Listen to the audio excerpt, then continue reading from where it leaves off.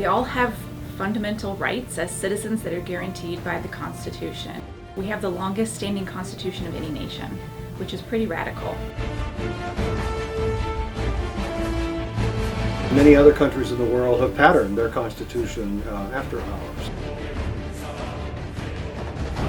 The Founding Fathers, when they set it up, were incredibly visionary, and they understood that in 1787 the United States was going to become a very large and probably very powerful country.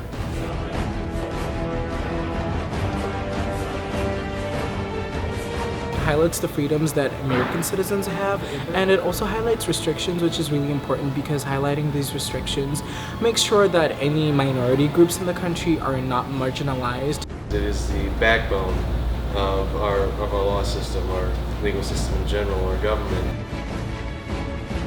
The whole bureaucracy is massive, but when you boil it all down, it's the Constitution. Constitution Day is a very important and big day for any nation.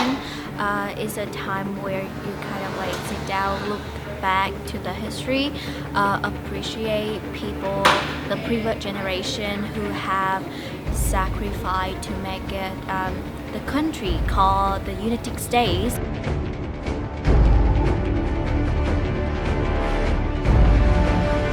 In American K-12 education, it isn't really emphasized like it used to be. There's not as much civic education as there used to be, and certainly not as much as there needs to be.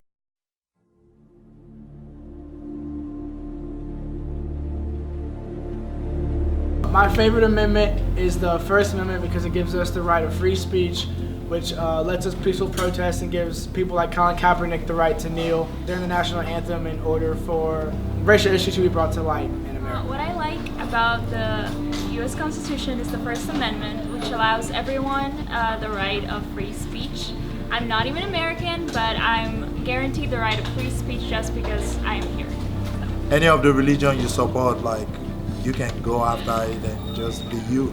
So I like that freedom, just giving people the privilege, you know, to participate or to support whatever religion they stand for or believe in. And my favorite part of the Constitution is the right to vote, because it gives people a way to express their feelings and opinions, and it betters their country.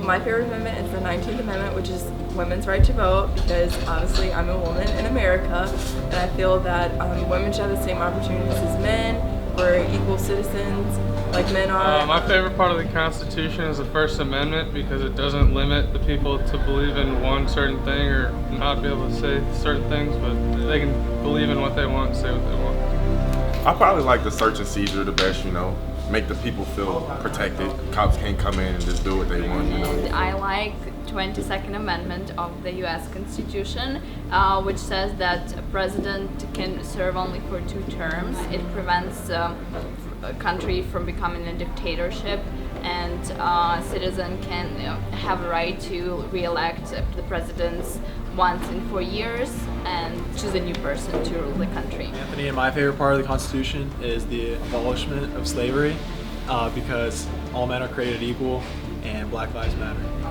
I like the Third Amendment, no quartering of soldiers in your home, because it's my home.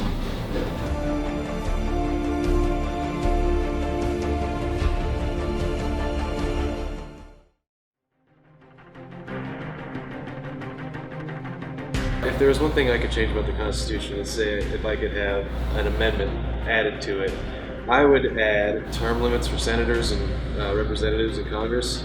It sucks when you have a senator who just doesn't do anything anymore, just kind of is, just because they're the incumbent, they get re-voted in. A lifelong politician probably is a politician that we want in Congress. I definitely have things I would like to change in the amendments. So with the First Amendment, for example, I do like the concept of the freedom of speech, but I do not agree with the totality of the freedom of speech because that also includes hate speech and legalizes hate speech. And I do believe that language does bear the ability to hurt people and marginalize certain people. And if we do give people the freedom of speech for anything and everything, then it gives them the room to use language in a way that hurts others, which is not necessarily a good version of freedom of speech. While the Constitution is not perfect, and while our enforcement of the constitutional rights are not perfect, there's often within that system a way to ensure that people have their rights met. It will be interesting to see if there are future amendments. Women have also long been fighting for the Equal Rights Amendment, which was defeated in the 1970s, but sometimes that comes back up in the news and it's back on the table, and that simply states that men and women are equals. It's been highly controversial. Those examples kind of show the limitations of the Constitution as well as its strengths. I think we have to understand both so that we can ensure that everybody has the right to achieve liberty and protection under